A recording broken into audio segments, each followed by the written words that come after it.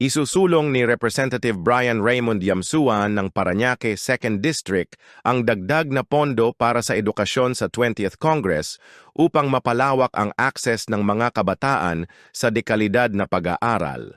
Layunin niyang gawing mas abot-kaya at madaling maabot ang edukasyon upang matulungan ang mga kabataang makabangon sa kahirapan. Sa ilalim ng kanyang baon program, nagbibigay siya ng one-time 5,000 educational assistance sa qualified students at 10,000 sa mga dean's listers.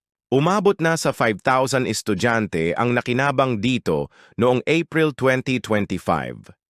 Nagsasagawa rin siya ng hakbang upang madagdagan ang pondo para sa PUP Parañaque Campus. Binigyang diin ni Yamsuan ang suporta ng kabataan sa kanyang tagumpay sa eleksyon. Sang-ayon, kaba na dapat dagdagan pa ang suporta ng gobyerno sa edukasyon para sa mga estudyanteng masipag at nangangailangan. Share mo ang iyong opinyon. Salamat sa panonood. Huwag kalimutang i-like, i-share at mag-follow.